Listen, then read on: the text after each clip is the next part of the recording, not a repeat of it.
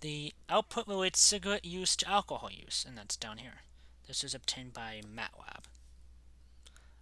But we first have true or false. If we use cigarette use as the column variable and alcohol use as the row variable, then we will get different values for the chi-squared statistic and the p-value shown.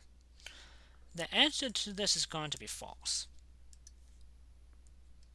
And that's because the chi-squared test does not matter which one is the column variable, which one's the row variable.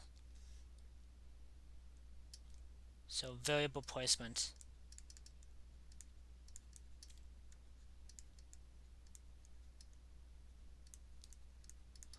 does not matter.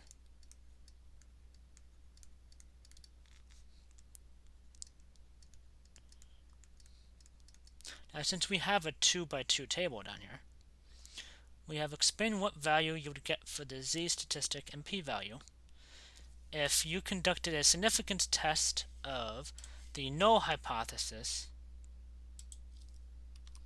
The null hypothesis of the first proportion is equal to the second proportion against the alternative hypothesis of the first proportion is not equal to the second proportion, where the first proportion is the population proportion of non-cigarette users who have drunk alcohol, and the second proportion is the population proportion of cigarette users who have drunk alcohol.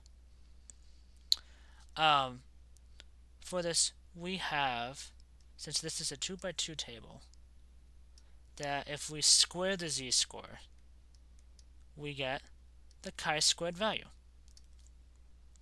Which means to find our z-score, we're going to take the square root of the chi-squared value, which here was 451.404.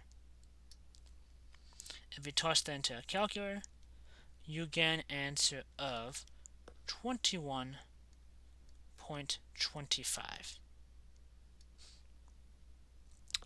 The only thing though is, if we are using the first proportion as the population proportion of non-cigarette users, non-cigarette users, being this one here, this proportion here is going to be a lot less than this proportion here of cigarette users that drunk alcohol,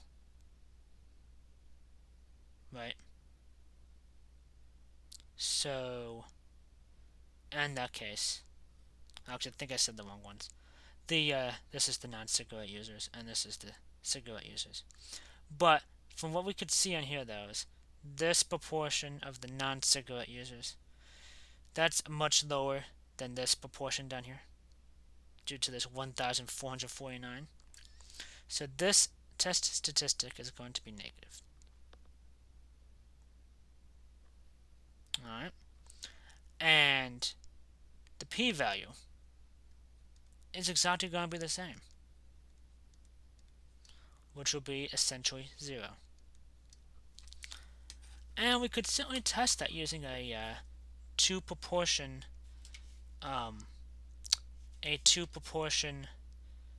test.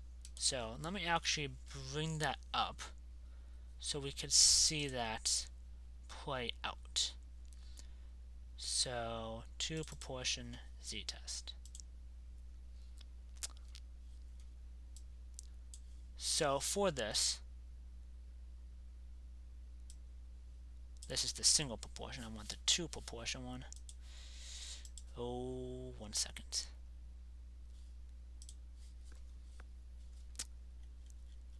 I'll find it eventually. Here we go, two sample proportion. Alright, so for this, if we put in, for the sample size, this would be 781, and 500. This other one is 1,495, and the number of successes is 1,449.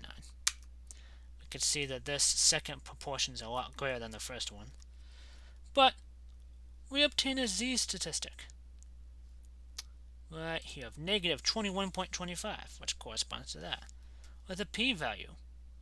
Well, this is a two-tailed, so it's equal to essentially 0, as what we've discovered on here.